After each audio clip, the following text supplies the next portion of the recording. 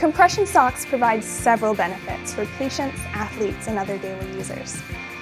Compression socks can reduce leg fatigue, increase blood flow, and even prevent blood clots, but the one commonality is they can be really tricky to take off after a long day of wearing them. Did you know that there's a quick, easy way to remove compression socks? Taking compression socks off can be difficult if you've never been instructed on how to do so, or if you are new to wearing them. Compression garments are much harder to remove, especially when you're dealing with a higher compression or full-length pantyhose. It can be even harder in the heat of summer or when the weather is more humid. To begin, sit on the edge of a bed or a sturdy chair where you have good support and raise your first leg up, just as if you were putting them on. You should also keep your nails short to avoid ripping the socks or stockings with your nails. It's important to remove any jewelry that might get in the way, such as bracelets, watches, or rings.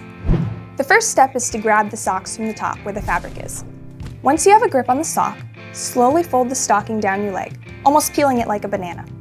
You should then be able to slip it right off your foot. Slowly roll it down a few inches at a time, not all at once.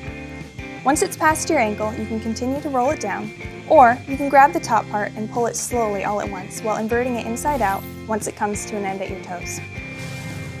If you have a hard time removing your socks or difficulties bending over, someone else can also assist you with this process. Ensure that they don't apply too much pressure to avoid ripping the socks and that they are gentle when removing them. For more information regarding compression, visit your local BioPed Footcare clinic. To find a clinic near you and to schedule a risk-free assessment, visit www.bioped.com/locations.